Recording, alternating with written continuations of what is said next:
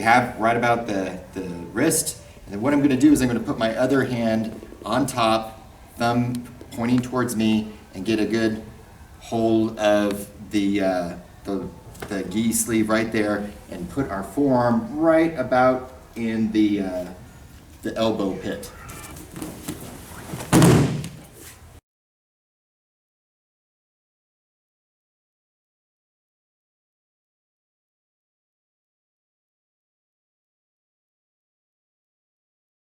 Okay, so we're going to be going over a variation of a Seoi Nage. It's from a 2-on-1 sleeve grip. So the thing that we've got here is a normal long grip, okay? Generally speaking, we don't want to try it if we've got a shorter grip, because it's going to be a little bit harder for me to be able to bar it in there. We have right about the wrist, and then what I'm going to do is I'm going to put my other hand on top, thumb pointing towards me, and get a good hold of the gi sleeve right there, and put our forearm right about in the elbow pit, the bend of the elbow, okay? So as we catch through there, we're going to come through, and you can see that it's like wedging him up by that, all right? And then the follow through is about the same as you would normally expect. You can use the grip on some other things like, like Taitoshi,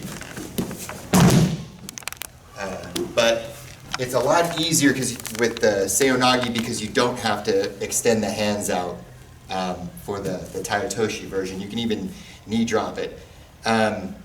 Some people will stay even lower right here, okay? And it really depends on how good you are at kind of barring your forearm in there. So if you want to come through and off like a failed grip break, I know that this is illegal in USA Judo, I don't care. As soon as I put that through like that, you've got the same grip that you would want, and then through. Can you turn it around? So again, we're right here, catch upper forearm, okay? And again, it really just depends on how much oomph you can get with your feet as to whether you want to be higher up on the forearm or lower by the wrist. Again, I like to be somewhere in the middle. It gives me a good target to be able to push my arm in.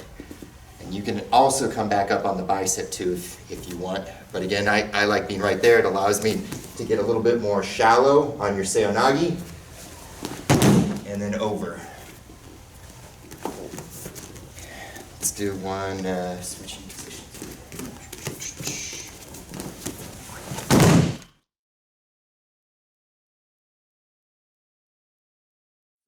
If you are shorter than your opponent, this being Michaela, going to be attacking me.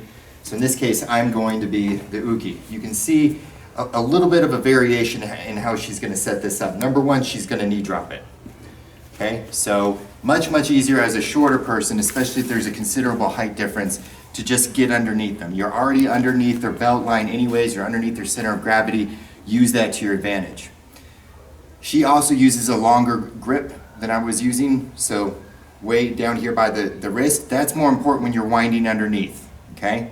So you want all the space that you can to get underneath their legs, okay? So as she goes ahead and she comes through, you can see how you have to really overemphasize the spiral part of the fit in. So we're going to do it facing here so you can kind of see, and she's going to stop when she hits the knees. So as she comes through, you can see right about there, she's pointed not 180, she's pointed almost 270, right? So it's right about here at a 45-degree angle from where the camera is. And I had to stand forward and get over just to avoid being thrown, and that's the whole point. If I'm back here and she goes at that angle, she's blocking my legs, there's very little I can do except flipping. So again, you don't want to be down here with them right behind you. So if I was doing it to Michaela, I don't want to be exactly behind her, I want to be over here, okay? Use all of your body to be able to